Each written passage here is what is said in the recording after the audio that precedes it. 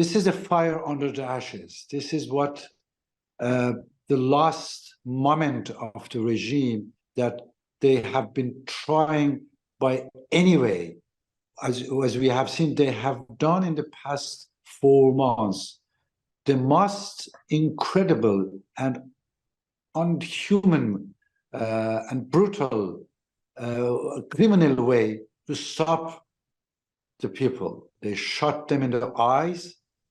As you have seen, many of people, they have been blind. They arrest him. They went at the home, arresting young girls and attacking them in the prison or their own houses as a sexual assault, group sexual assault. They have done everything that possible, and it's still yet people not giving up.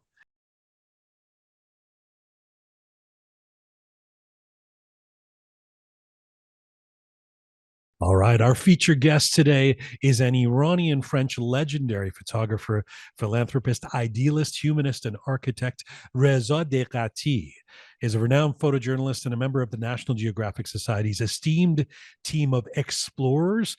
He truly is an international icon, one of the most important photographers and photojournalists of the last half century. And right now, Reza Deghati joins me from Baku, Azerbaijan today. Hello, sir. Hello, how are you? Well, it's a great honor to get to talk to you. You know, we've wanted you on the show for a long time, and I hope you'll promise me you'll come back so we can do your career interview and talk about your life, because, of course, today the priority is talking about the uprising in Iran. But I'm so grateful to have you on the program. Well, thank you for having me. I have heard some of your interviews and your voice, and as a media person, I always wanted to know you, and that's what's happened. Thank you. I am honored by that. Thank you. Reza Jan, you were, it occurs to me, you're in Baku. You were born in Tabriz, not too far from where you are now. If we can jump into this conversation of what's happening in Iran at present, what's it like to be observing what is happening in Iran today from the close proximity of where you are right now? It occurs to me that a legendary journalist, photojournalist like yourself, always wants to be in the middle of the action. Are you tempted to want to run across the border and be following what's happening from as close as you can? Well, this is the hidden agenda, hidden part of what I'm here, because I always been in a lot of times in the past 40 years when story happening, being in the heart of the story. And what's happening now these days or these weeks in Iran, it is the part of the turning page and the heart of the history. So being here, it makes me more closer. First of all, feeling that I had, it's, you know, here in Azerbaijan, it looks like I'm part of Iran. Iran, Azerbaijan, or Azerbaijan here, it's exactly the same place. It's, I mean, the same culture, same ethnic groups, same people. So being here, for me, that I haven't been in Iran for almost 42 years now, it's given me a sense of the family, a sense of the same land, the same culture, and being close to what is going to happen, which is going to be we will be soon the end of this criminal mafia that has been running Iran over 43 years now. Let me try and zoom out as we start this conversation and get a perspective from you, because you are uniquely qualified to be able to give us a perspective. You have seen so much around the world, and in particular, volatile situations, revolutions, crises, from Rwanda to Cuba, Libya, Afghanistan, hundreds of countries around the world, or I don't know, 150 countries, whatever it is that you've covered. If you think about all of what you've seen and try to do a comparison, how do you situate the current revolt in Iran? Does this feel like significant change is imminent? Definitely, it is very, very important and significant what's happening. Let me go back into what you were telling about my experience.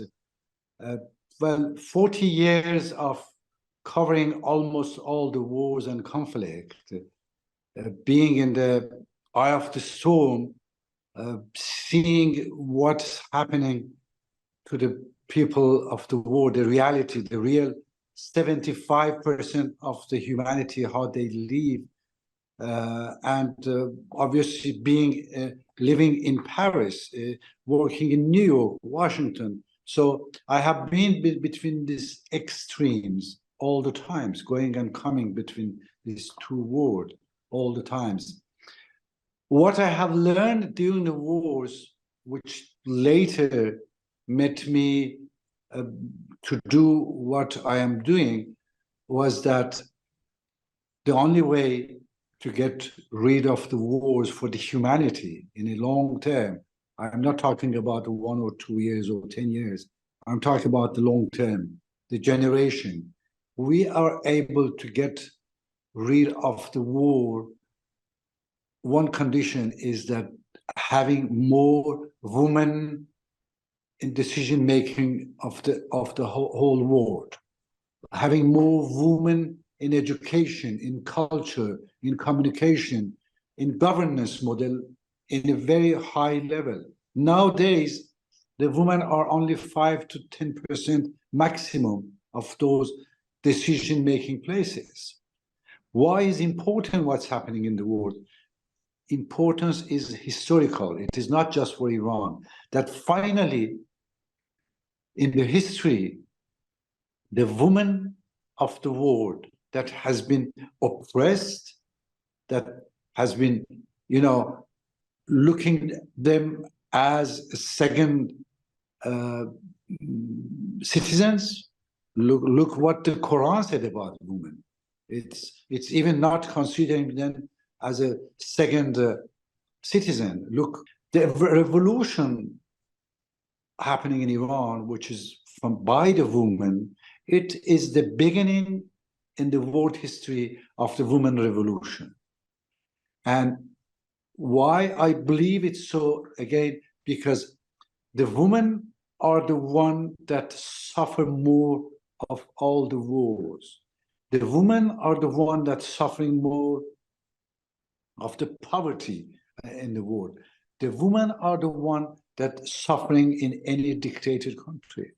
So that's finally the biggest number of the people in the world. I mean, if you say these are the half of the humanity, and for centuries, for the half of the humanity, they were oppressed. And now they are rising up. The same way that's happened when the slaves they came up. Exactly, this is one of the historical moments of the humanity, that people that have been oppressed and still they are oppressed much and suffering more than everybody, now they are uprising.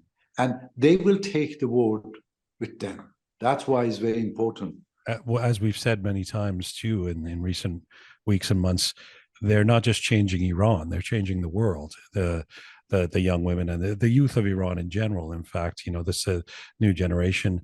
One of the things that we've heard, for example, about dictatorships and revolutions is that, well, first of all, they don't always happen overnight. It takes weeks and months, etc. But that just before a dictatorship falls, everything can look tranquil and normal and as if they're in power and with an iron fist and unmovable. And then something can trigger things if there's enough resistance, if there's enough dissent bubbling under, that it can suddenly fall.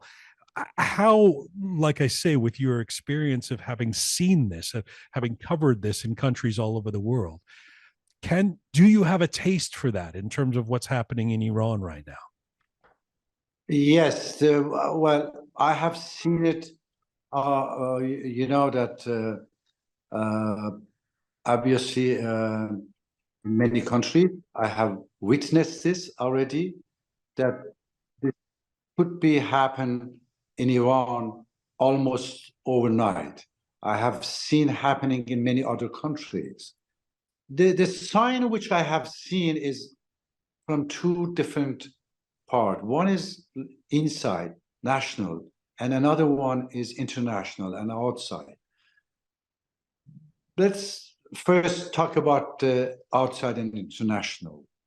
Till now, the Iranian regime, these mullahs, how they are considered in the world, who they are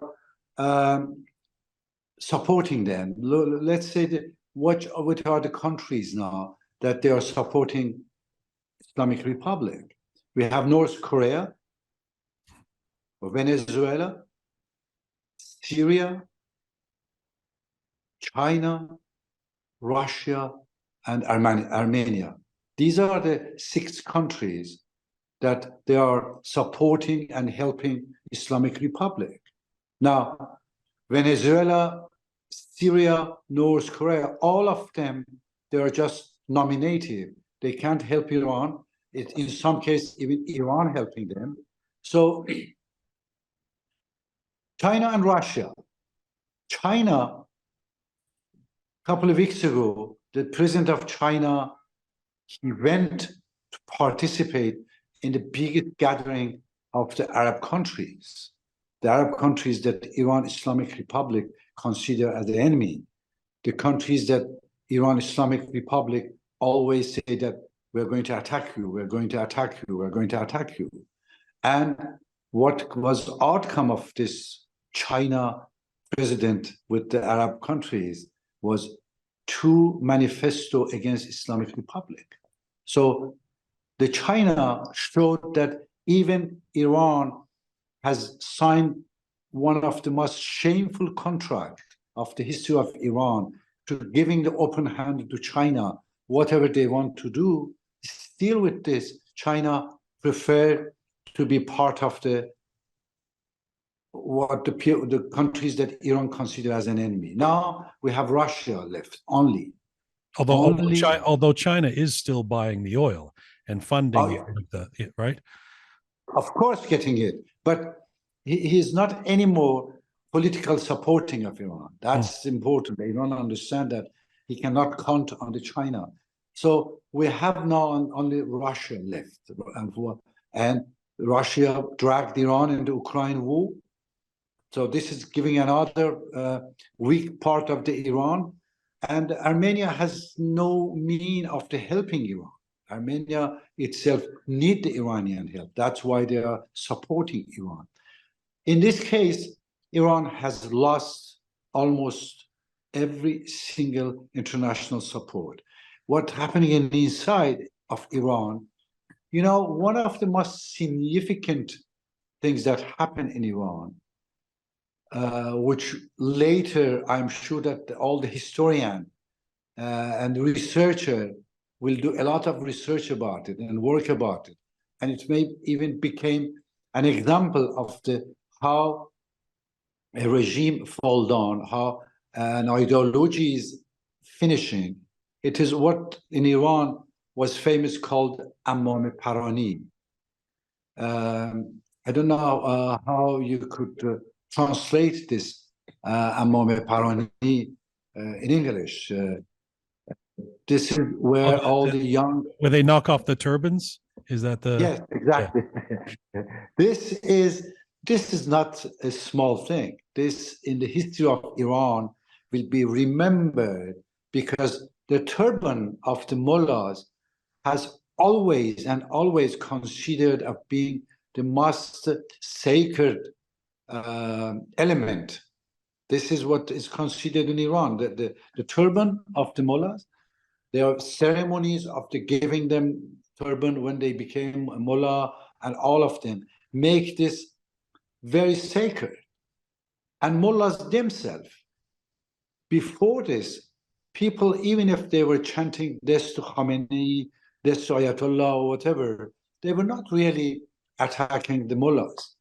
With this attack of the knocking off the turban by young generation. This is very important. This is the generation that also I have been in contact and touch with them over decades. And I know not only in Iran, but in many other countries, by the training which I have, by teaching in the schools, in universities, I know that this generation, they are going to change also the world. And the knocking the turban is the sign of the end of what was the ideology of the Islam in Iran, the ideology of the accepting this Islamic Republic. So they have lost also this part of it in Iran. That's such an interesting perspective, because, and a helpful one, because on the one hand, I've been sort of looking at that. I mean, you could look at it and sort of say, well, this is a superficial, schoolyard gesture of doing these things. How does that really form any kind of testimonial towards a revolution? But you're saying this is the underpinnings of this suggests that this regime has lost its, I mean, it seems like an obvious point to make, but lost any legitimacy in the eyes of even young people who will not stoop to showing any respect for these guys, and that this is a major gesture for us to observe, huh? Definitely.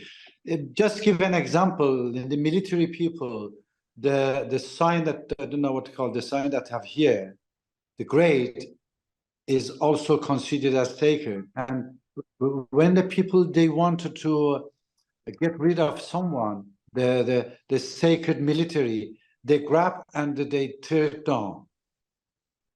And the military people, when it's tear down, it is the end of the story. Right. And that's exactly what's happening in Iran now. The knocking off the turban over centuries that was considered as being sacred and not touchable, it is gone. So, but to those who say, I mean, I was at a gathering yesterday. There was a demonstration in Toronto, and I saw a couple of people yesterday who said, we're very depressed because we feel like 2 months ago everybody was singing the Shervin song and there were thousands of people in the streets in Iran, and it feels like now this regime has sort of, through its barbaric ways and its fear campaigns and its executions and all that, grappled, has clawed its way back into putting this down, suppressing things. What would be your response to them? Well, the one response to it that I have, which I have seen also in other countries, is what we call it in the fire under the ashes. This is a fire under the ashes. This is what the last moment of the regime, that they have been trying by any way, as we have seen, they have done in the past 4 months, the most incredible and unhuman and brutal criminal way to stop the people. They shot them in the eyes. As you have seen, many of people, they have been blind. They arrest him. They went at the home, arresting young girls and attacking them in the prison or their own houses as a sexual assault, a group sexual assault. They have done everything that possible, and it's still yet people not giving up. They have been always up and down. Even in many revolution, I have seen like few months, nothing was happening, and suddenly again was jumping out. So this fire under the ashes, it is still there.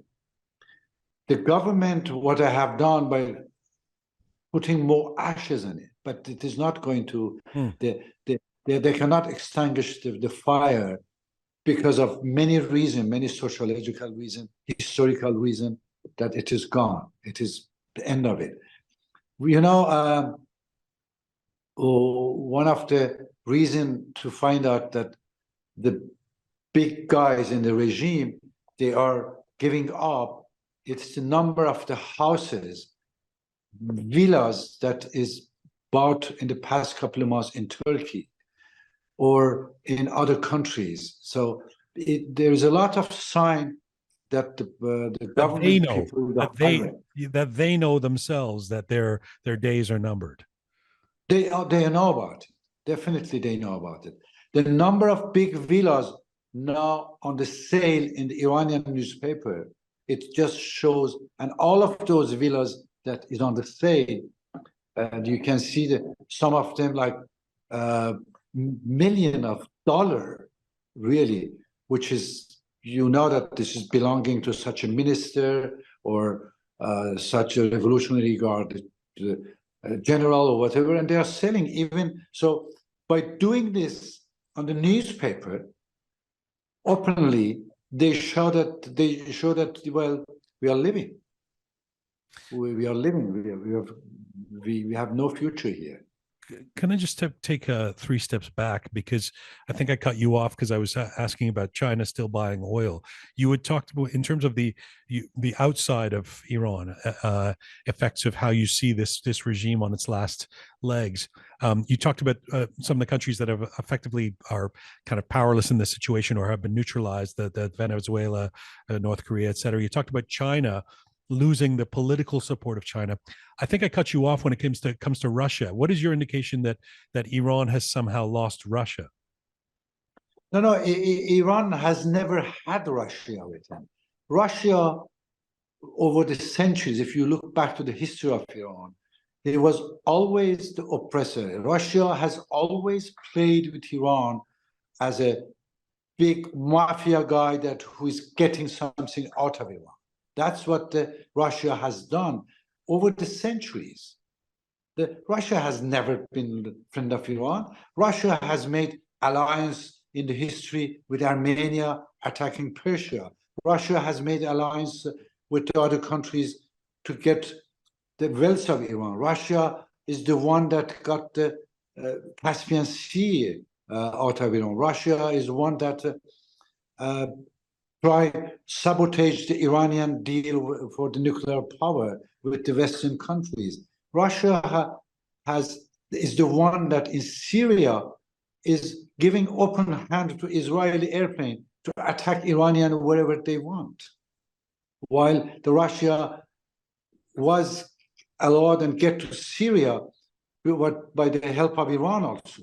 So Russia has always, over the centuries, has used Iran, never helping him, never showing any sympathy even to Iran.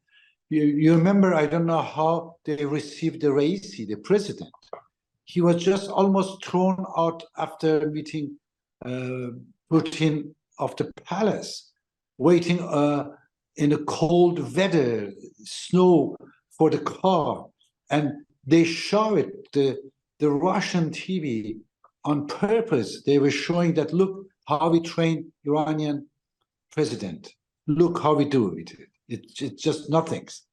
So Russia had never helped Iran. Russia now, he dragged even Iran in the Ukraine war because he need Iran. That's why never it showed sympathy to Iran, and always get the wealth of Iran, always get the oil of Iran, gas of Iran. Iran has to do whatever Russia wanted. You know, you were there in the 1979 revolution. You were covering it. You've taken famous photographs. You were covering the early years where the Khomeinists consolidated power, co-opted the revolution, and took power over a period of years and started a murderous reign that, as you say, has gone on for 44 years. What, Reza, what can we learn from those days to not repeat now? Well, the world has changed a lot. What I have learned, that the social media has created a new generation in the world. This young generation that they could be Iranian or American or Argentinian, or from Uganda, they have much more things in the common that our generation, that we were always only learned and educated in our country. And one of the important things that I learned is that those generation, they don't have leaders. The same thing that happened in Iran, without leader, there was no leader in this past 4 months. So we saw what's happened when the people get around the Khomeini as a leader, and he was able to bring the people. But then we saw the danger of having a leader, what could be happen, especially that in Iran, our education is still oriented of the one person mentality. And even I have seen the best person in the world, when they got the power, being corrupted by power. Power is a virus. I know about it. I have seen people, fantastic people, that they were the most human people that you could imagine. The minute that they got the power, the virus get in their mind, and over months or years, they became the worst dictator. Do you believe then that all of this chatter that's happening in social media right now in some places in the Iranian community, that I endorse this person or we should have this person as our leader or whatever, do you believe that is premature, that is, or problematic even? I mean, it is not only premature, but somehow it's also somehow is helped by Islamic Republic. I see the hand of Islamic Republic in this situation now, what's happening, because before this, we had a lot of people, fantastic people themselves, self-made people, that they were up on the social media, that they were really giving fantastic line to the people, how to go, where to go, and they were preparing some demonstration which was followed by everybody. So what the British famous say, that divide to govern. Divide and conquer. Yes. So Islamic Republic was able to divide this group by creating this, giving a whatever they call it to this such a person or not. So it is very, very dangerous happening now, and it may bring a long-term halt even to this. May bring. I'm not 100% sure.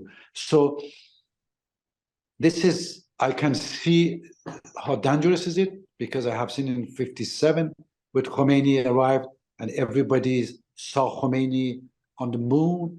The Iranian, unfortunately, we have been under monarchies and then Shia over 2,500 years, monarchies or more, and under the Shia for a few centuries. With all of them is giving only one way to look into the story. Even when the dynasty from father to son, this is what for 2,500 years Iranian were brought up. Even when we take this Islam as a religion, we invented dynasty. We invented dynasty of Ali and his sons and his son and his cousin till the 12 that disappeared. So even in this way, in Shia, we were brought up looking as for a leader, looking for a dynasty. But I know you have to go, but let me just add, but some people would say, but we need some kind of representative. I mean, I'm with you on let's try and keep united and the coalition or a few different voices, etc. But we need some kind of representative so that Macron is not meeting with Raisi as the representative of the Iranian people, or so that the international community knows who to speak to. How do we do that? Well, I mean, you got your answer. Macron meet with the 4 Iranian women. they didn't have any backing, saying that, hey, the Iranian state that I am their lawyer, I am their wakil or whatever. Right. Macron meet with them.